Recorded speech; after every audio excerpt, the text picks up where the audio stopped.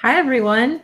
Welcome to Poderosas to the Front. This is our New Year's Reflections edition. I hope you all are doing well. My name is Margie Del Castillo. I am the Director of Field and Advocacy at the National Latina Institute for Reproductive Health. And today I have my colleagues joining me from our Government Relations Department and our Public Affairs Department. And I'm going to let them introduce themselves in just a second. I'm here representing our Community Mobilization Department. So we're going to talk a little bit about our major wins, challenges, and what we're looking forward to in 2019. So I'll hand it over to Wilmarie so she can introduce herself. Hi, everyone. My name is Wilmarie Ríos Jaime, and I am the Senior Public Affairs and Communications Associate. And I'm here representing our comms department, and I'm super excited to be talking to you guys today. Hi, and I'm Ann Marie Benitez. I am the Senior Director of Government Relations, and we oversee the policy work here at NRLRH, and I'm excited to talk about this topic today. Awesome. Thank you both so much. I'm really excited to be here with you all to cover what's been a really busy year for everybody. So just kind of to start out, let's start talking about what were some of our major wins for this year. I can begin. I think one of the biggest wins that I can think of as we're closing out the year is our campaign on public charge. So as many of you know, there is currently a proposal to expand who is considered a public charge to the U.S. government, which is really a thinly veiled attack on immigrants and really looking to punish immigrants for accessing benefits that they are able to access. So we as NLRH decided, because of the energy that was around this issue on the ground, and because so many of our community members were talking about this issue, right? We were hearing from them left and right in all the states that we work in Florida and Texas and New York and Virginia, that this was an issue that was important to them. So we formed a campaign to collect as many comments as we could from our folks on the ground and from our general base of supporters of the organization overall, to add to the comment period that was being run by the Protecting Immigrant Families campaign, which we were a part of. So we had set an internal goal of collecting 500 individual unique comments. And I'm really happy to report that we more than doubled that goal. So we're really excited. We'll have the exact numbers soon once we're able to debrief our work together. But we're really happy to see how many people came out to support immigrant families, to support immigrant people, and to voice their concern against this expansion of this rule. So yeah, I want to hand it over to Ann Marie and see if she has anything else to add on that. Yeah, we were, just to add on to this campaign, we were very, very excited to be part of it. We joined a larger effort called Protecting Immigrant Families, and we were part of several coalition organizations. Is a large coalition to lift up the expansion of public charge definition and really get the community engaged. So we were very excited because oftentimes when you talk about regulatory process, which is like this big vague thing, and what does it mean and how does it impact people, we're really excited to be part of that, to be able to, as a government relations team, we provided resources like fact sheets and created lots of webinars and Facebook live streams regarding the topic. And we're really proud to be part of this effort because it was something that the community really needed to know about and advocate about on it. So we are excited that we doubled our goal, and the coalition overall also surpassed their goal by a large margin. And while we will continue to wait to see what the next steps are coming from the administration, we know that we have the community ready to keep up the fight. Yeah, and I think what's great about that too is the fact that this is a process that our communities are left out of all the time. Yes. Like, it's not made easily accessible, for us to go and submit comments and share our story. So the fact that we were able to work on this is definitely a win for 2018. So I'm pretty proud of our work there. Yes. Yes, I totally agree. It was also a success internally, I think, for us, a really large collaborative effort that all of our departments played a part in, with many different roles. So it was really exciting to see. Were there any other wins that you all wanted to highlight? Yes, I would love to. But I would be remiss to say that also in public charge, we made sure that we lifted up the voices of how this impacts particularly women and immigrant women and women of color. So And that's because that is part of the core of what NRLH is. And as a result, we were able to lift up that, how it impacts women. So I thought that was also really important and really exciting as part of the campaign. Definitely.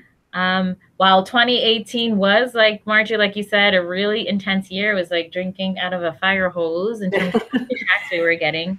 There are some big wins or things that we remain excited about. One of them, for example, is the ACA is still the law of the land. Yay. I know today is December 17, 2018, and there were some crazy headlines over the weekend in regards to a recent decision from a judge in Texas. Regardless of that decision, the ACA is still the law of the land, and that is because of a lot of the advocacy effort that's going on. People are being loud, people are being engaged, and people are remaining committed to a lot of these great policies that will help and continue to help our community. So ACA is still the law of the land. It's also an example of us continuing to lift up advocacy and making sure that horrendous policies that the administration is trying to push down doesn't actually get implemented. Because there are a lot of things that are out there that we've been able to delay due to advocacy effort. Another big win actually just recently happened last week. It's the passage of the Preventing Maternal Death Act, which is a very critical step forward in supporting state maternal mortality review committees and reducing maternal death rate of women of color in this country. Right now, there's a patchwork in this country of, are there review boards? Do we know the data? What is out there? What is not out there? So this actually would create at least a baseline so that we can know what we can build off of and make sure that the resources are out there and needed for our communities.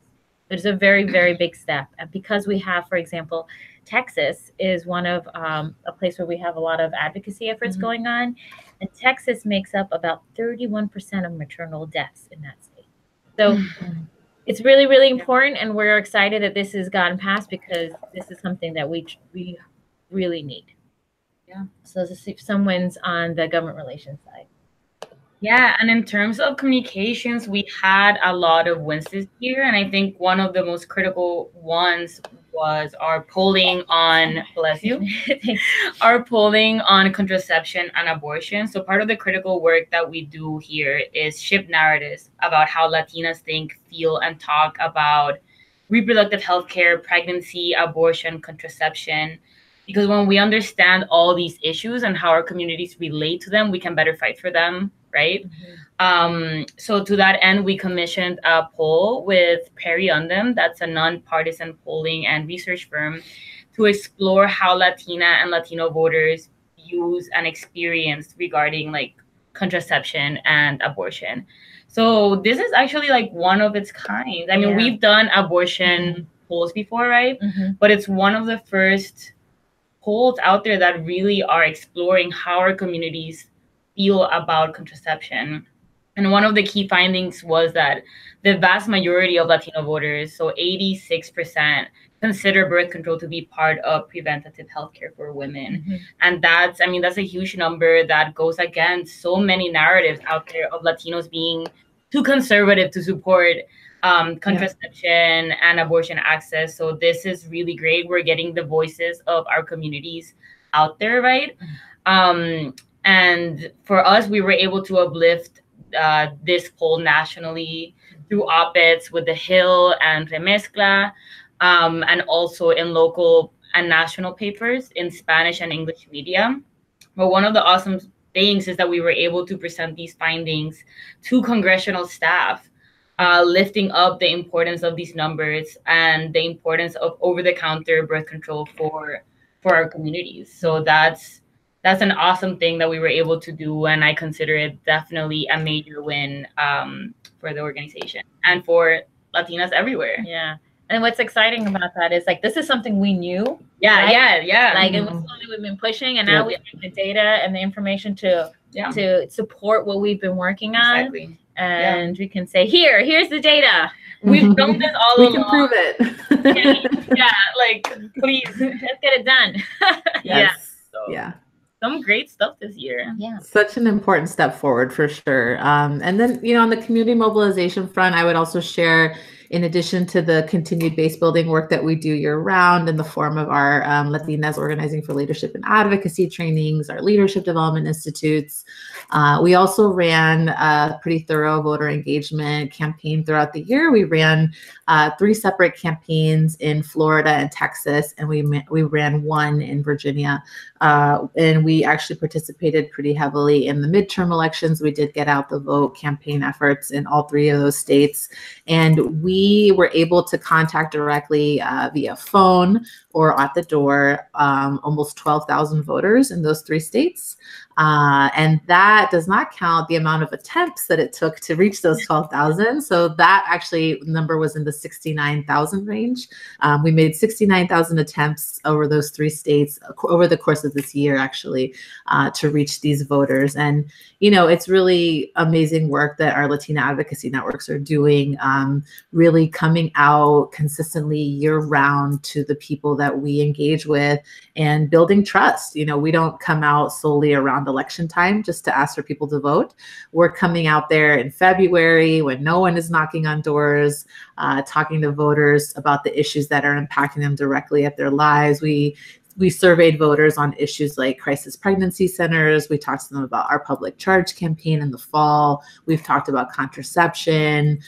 We've talked about immigration issues. We surveyed a whole host of issues based on kind of what was impacting people in each state. And really just overwhelmingly found a lot of support for reproductive justice issues in our Latinx communities. I mean, we have something called a reproductive justice issue ID. So that's a question that we form on our scripts that basically talks to people about, kind of gauging, right, how much they would support an issue.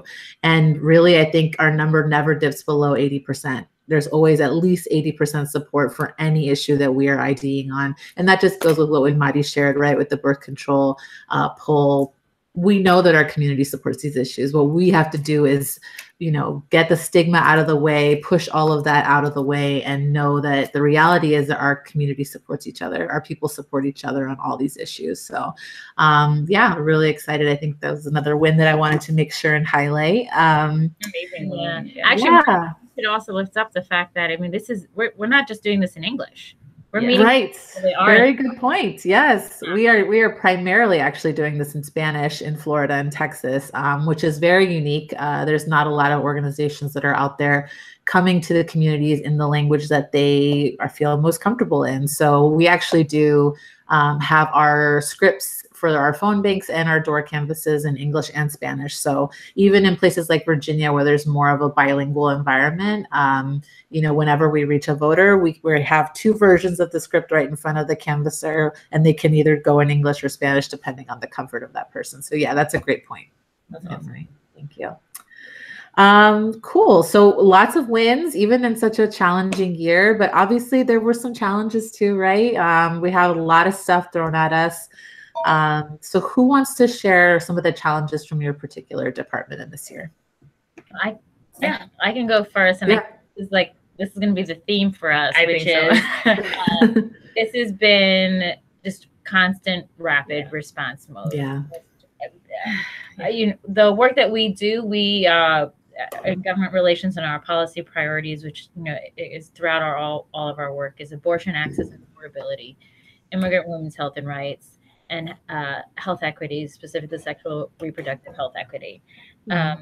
And all of those buckets were attacked on several fronts, and it was constant, nonstop. It was just like either attacks on access to birth control, or there was the Supreme Court fight, or family separation, or changes of asylum laws. And right now we're under attack in regards to coverage for private coverage for abortion.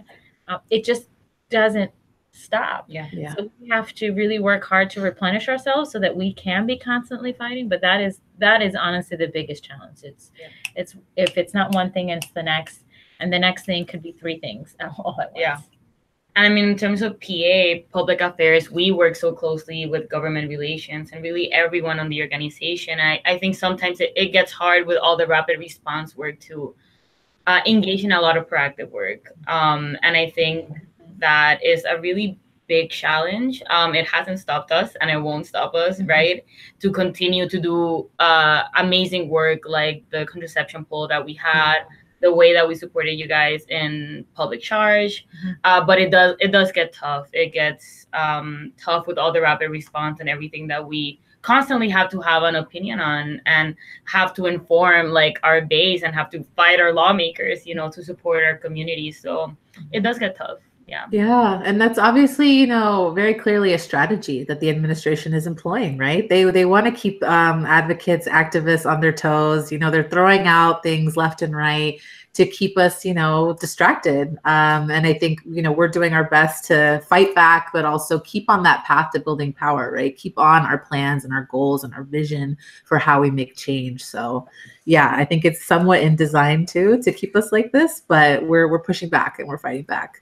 I would add, in terms of the challenges, is really just the continued wave of anti-immigrant rhetoric. It's just been, I didn't think it was possible for it to get worse, but it got worse this year. You know, it was stronger, more impactful, you know, horrific stories of children being detained, separated from their families, detainments overall increasing, the treatment of our immigrant people in detention. All of these things were so palpable in the media throughout the year, and our communities felt it, right? And so I think for our work in particular in community mobilization, it was really just like making sure that we were still building trust with people so they could come out, right? Like we struggled with having people want to come to our meetings, come to our trainings. I know in Florida, we had to switch up one of the locations of our monthly meetings because the location that we had was actually a route that ICE often was at. And so like half of the membership stopped coming. And so our coordinator, Diane, down there had to actually pick a new location, which was actually someone's home, so that they could feel comfortable going to it, right? So it required a lot of flexibility and just like love, honestly, and trust from our community to open their doors, to, you know, host meetings in their space so that people could feel like I can leave my house and be safe in this moment and be with the Poderosas, right? So that was tough, just getting people to come out. But I think we also saw that people are still resilient. People still want to be a part of this lucha, right? They want to be a part of the struggle. We just have to consistently keep coming out and showing up. And that's where our strength is in continuing to do our trainings, our cafecitos, our events. People are like, okay, they're here. They're here to stay. You know, they're not going to leave us. They're here to be with us and to engage us. So that's, you know, my motivation from the challenges is just that we have to keep showing up. Yeah, and that's my motivation too. I mean, because there's so much rapid response going on in terms of all the attacks, people also need to stay informed because it can be ridiculously confusing because our communities are hearing things from so many different places. And it's on purpose. I mean, everything, as you said, Margie, it's by design. Like, it's definitely on purpose. I mean, even with like the public charge stuff, right? Like we already saw that some of our community members were refusing or were too scared to get the healthcare that they needed. And I mean, all of that is on purpose, and the effects that it's having in our community it can be detrimental. So the fact that, you know, all the efforts that you guys are doing to still have people show up, I mean, that's still a win also. Right. Yes, definitely still a win amongst the challenges. So how do we make sure that our folks can live their lives, right? With health, dignity, and justice, with salud, dignidad, y justicia, like the sign behind you all says. What are we going to be doing next year? What do you all see coming down the line where we're going to be ensuring that our people are living their fullest lives? So next year, we see a great deal of opportunity. I mean, I think there was a lot of historic wins that happened in November. And we see a huge increase of number of women elected into office, and most importantly, women of color elected into office. Yes, woohoo! Yay! And they're already talking about issues that are important to us, which was so exciting. They're not even in office yet. So what I really am seeing for 2019 is an opportunity to really lift up what are our priorities, really to shed a light on the things that people usually don't talk about, because now we'll have more and more platforms. I mean, it's just a really exciting opportunity in time and moment for us. I mean, for example, one of the things that people were nervous about, that Dreamers, you know, what happened with Dreamers? What is the conversation? Did it go on the back burner? But now it's coming back up. And that there is, they are back, that the conversation is back on the table, and there will be some kind of solution. What that is, we don't know yet. We'll be there fighting, definitely. But that is one example of what that looks like when we have this shift happening in Congress. And then we're going to keep fighting. We're going to keep reintroducing our bills that are really, really important to us. Things like Heal Immigrant Women and Families Act, which increases access to health care for immigrants here in the United States. We also will make sure the Women's Health Protection Act, which makes sure that there's access to abortion, is a bill that's going to be reintroduced. Each is also a really big bill for us that ensures that there is coverage, insurance coverage for abortion, regardless of where you live or your income level. So those are some, just the flavor of the things that we've been fighting on, and we will continue to fight, and we will continue to elevate in this new Congress to come. Yeah, for sure. What about in public affairs, Wilmarie? What are you all thinking for next year?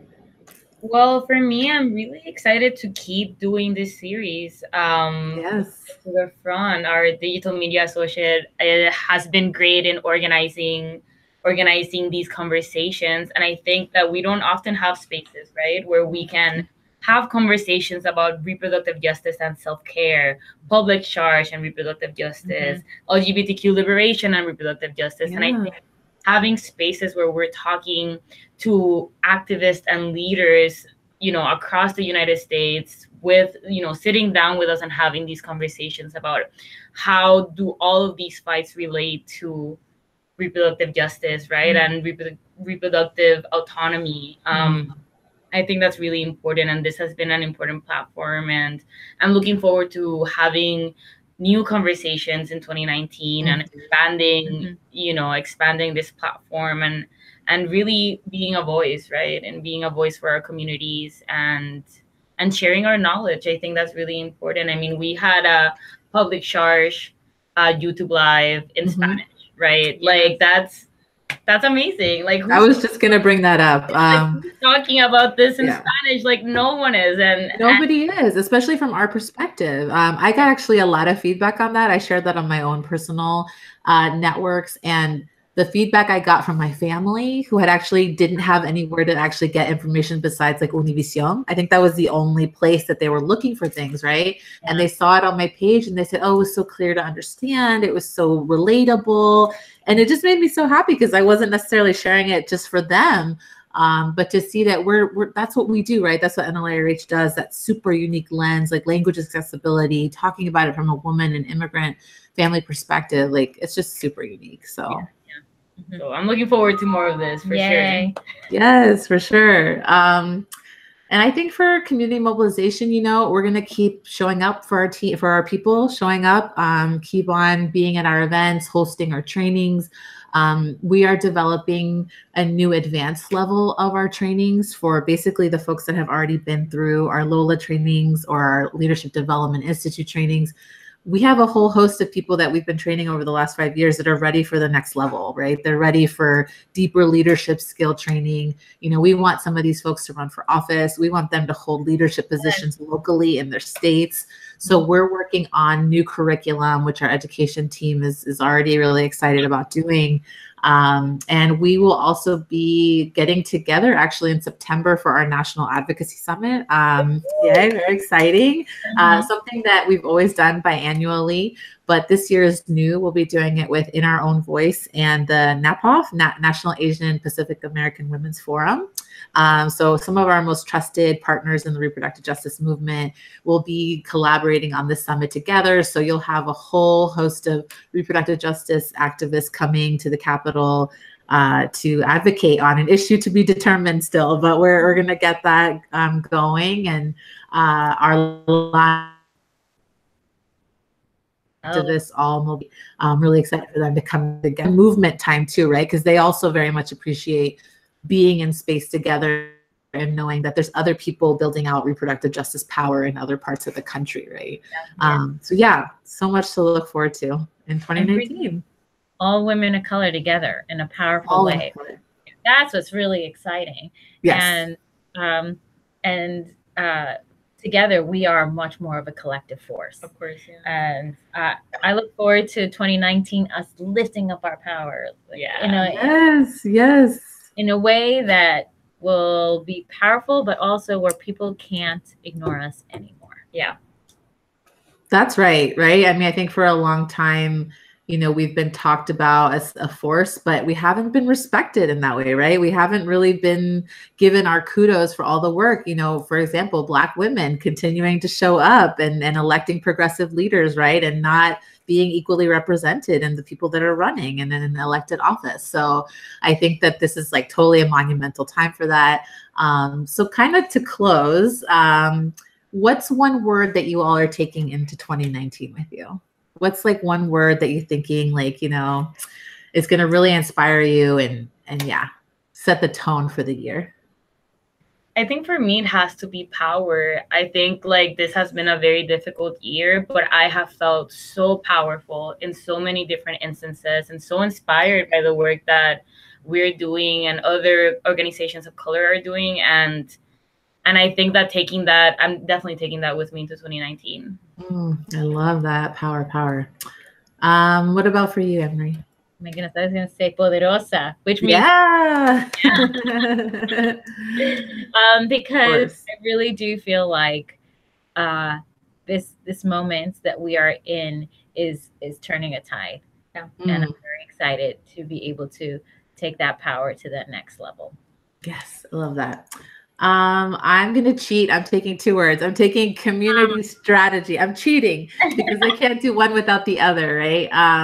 I'm thinking about all the ways that we can be more strategic to build that power, to be poderosas, but also doing it in community, right? So we're not just building out one way or one path over here, leaving these people behind or not at the table, but really building out, from all those monthly meetings, all the cafecitos we host, building out that strategy together at the local level and making sure that all of our work is synergizing. So I'm really excited for that. So that's what I'm taking with me. Collective power. Collective power. Yeah. Yes. You got it. The theme is all kinds of two-word phrases. I love it. Okay, well, this is the end of our time. Thank you all so much. This is such a great conversation. We're really excited for 2019 and happy holidays to everybody that's watching. We'll see you next year. See you next year. Bye. Ciao. Bye-bye.